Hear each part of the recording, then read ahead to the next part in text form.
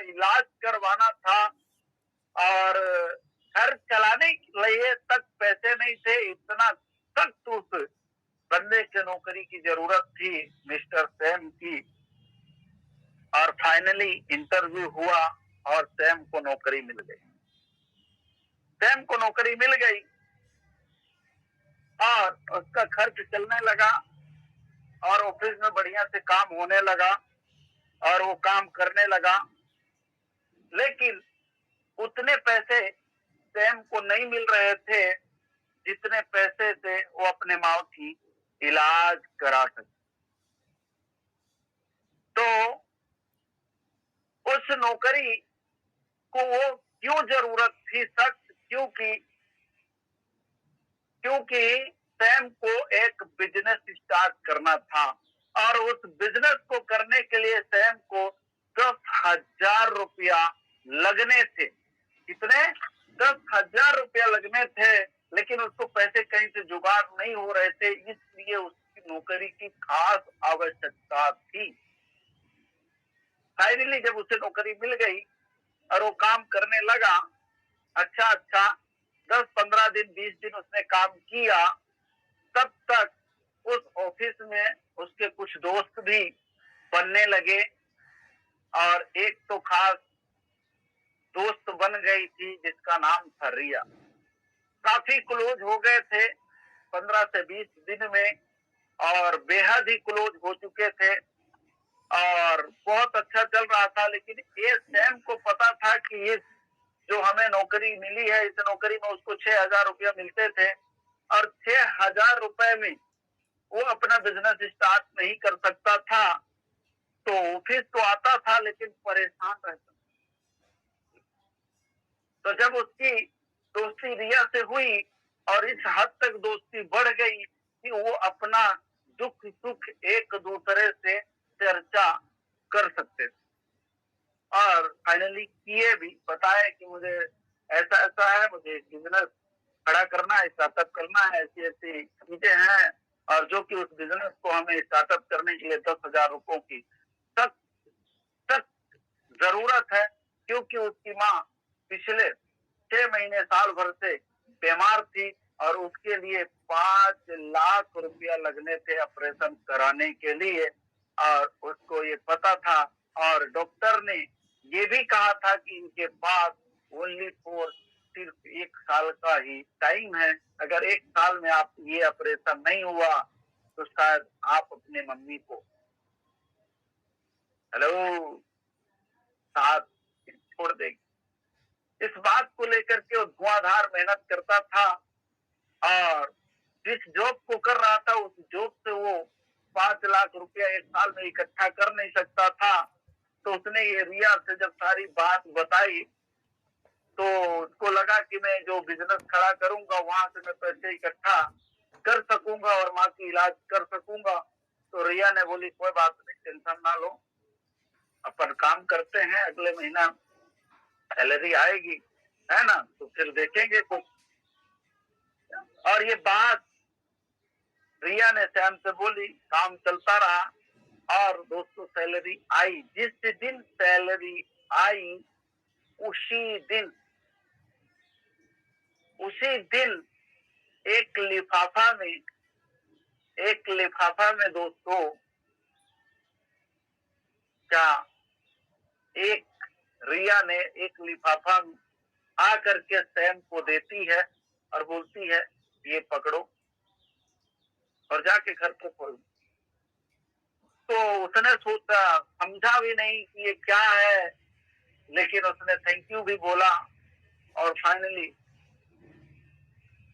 दोस्तों जब घर में जाकर के खोलता है तो देखता है तो उसमें 4,000 रुपए होते हैं। कितने? पूरे 4,000 रुपए होते हैं।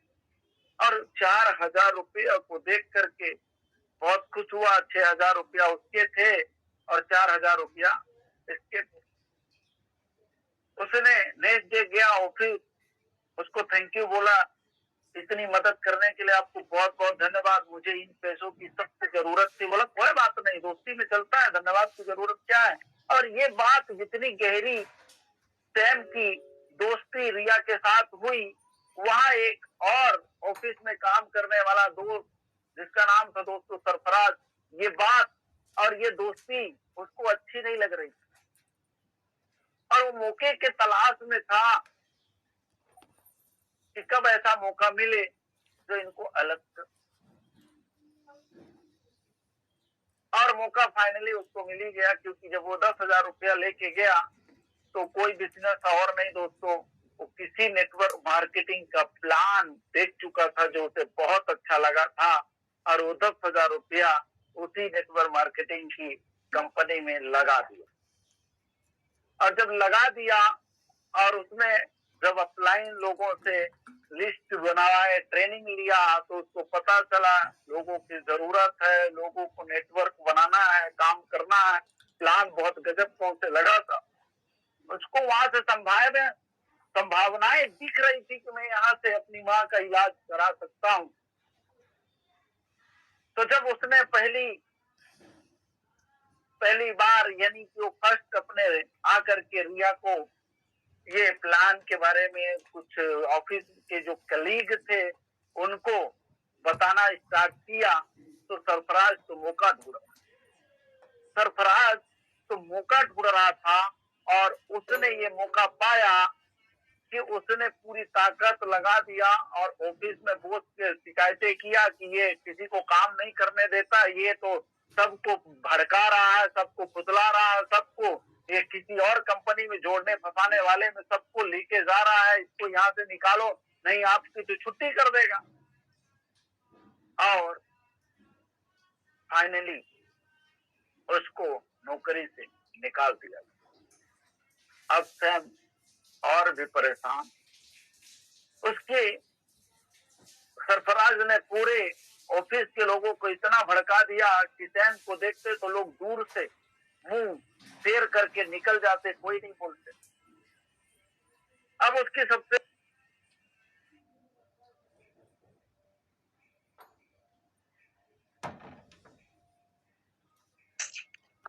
खास फ्रेंड रिया थी और रिया को उसने कॉल किया, रिया ने फोन उठाया, बोला यहाँ मिलना है लास्ट टाइम, लेकिन मिलना है तो मिलना है, फोन काट दिया।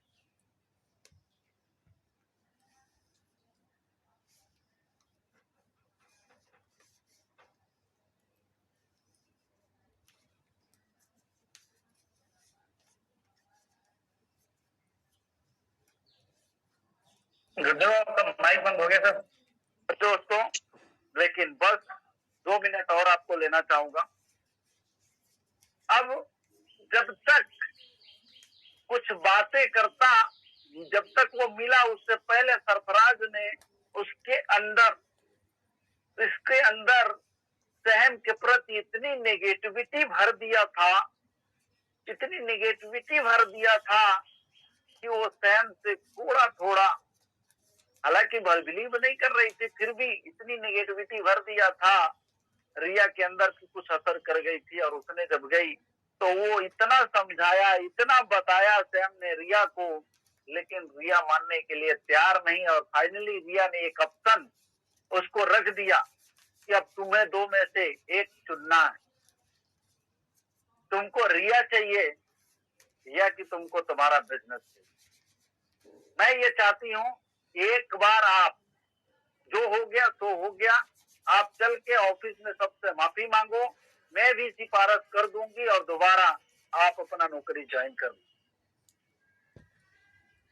या कि फिर आपको वो करना है तो आपको मुझे छोड़ना पड़ेगा।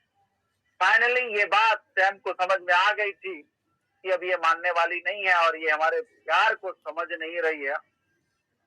और सैम ने कुछ भी जवाब ना देते हुए वहां से दोस्तों निकल जाता है। और निकलने के बाद वो अपने काम में लग जाता है और वो काम इस तरीके का करता है क्योंकि उसको माँ का इलाज करवाना था और कुछ दिखाई नहीं दे रहा था। और ये बात दोस्तों काम करते करते 8 से 9 महीना हो गया उसको, उसकी टीम बन गई, काम चालू हो गया। लेकिन फाइनली वो दिन आया और वो दिन था दोस्तों 2020 28 मार्च, लॉकडाउन लग गया। और जब लॉकडाउन लग गया पूरा ऑफिस बंद हो गया, सारे स्टाफ, सरफराज वफराज और रिया सिया सब बेरोजगार हो गए। और इस क्योंकि रिया के घर में एक बूढ़ी माँ थी जो वही सहारा थी,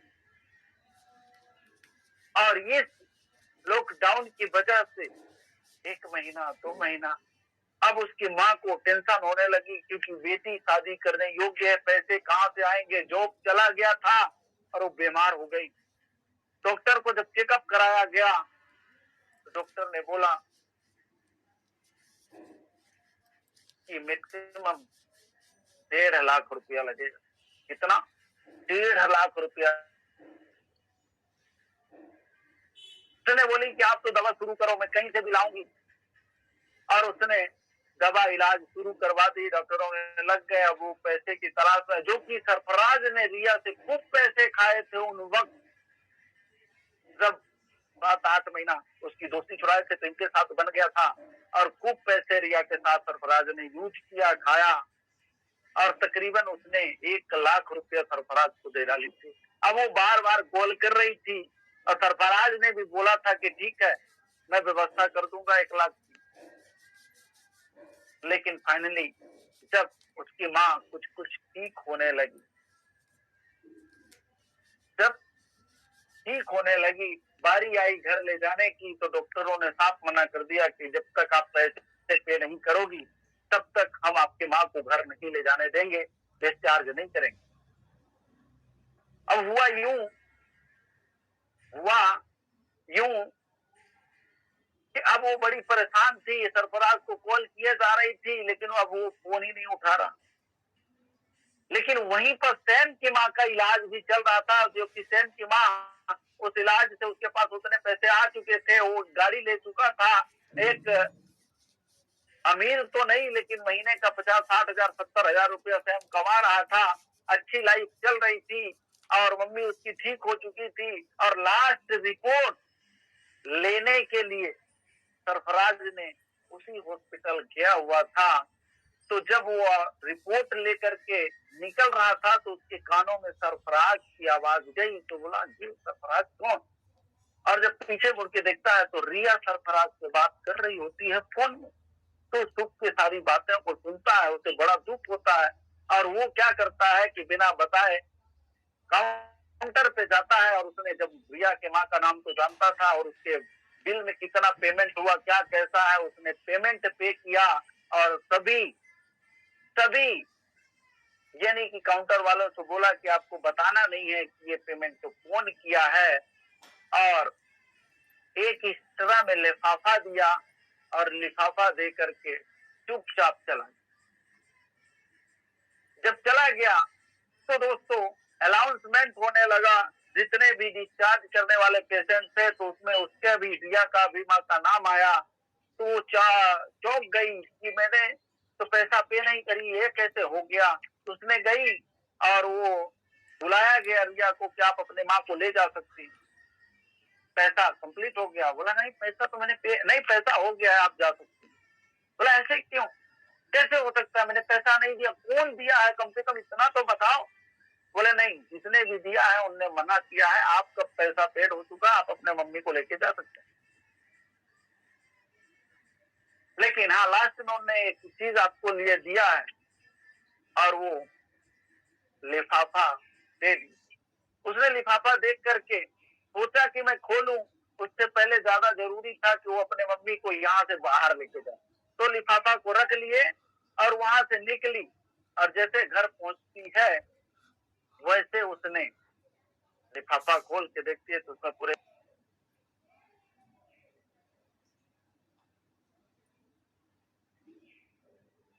बोले ये कौन दिया होगा। अब वो याद करने लगी तो वाकई में कुछ देर बाद उसे सब कुछ याद आ गया, सब कुछ याद आ गया कि ये कोई और नहीं, मेरा सैम। आगे क्या हुआ होगा कभी और दोस्तों। नेटवर्कर वो इंसान होते हैं, नेटवर्कर वो, मैं बात उनकी नहीं कर रहा हूँ लंजो पंजो वाले की, जो ईमानदार नेटवर्कर होते हैं दोस्तों। तो यही एक इंडस्ट्रीज है जहां पर इतिहास खड़ा किया जा सकता है। और मदद किया जा सकता है और गरीबी को दूर किया जा सकता है। बाकी दोस्तों बहुत बहुत धन्यवाद आप सब लोगों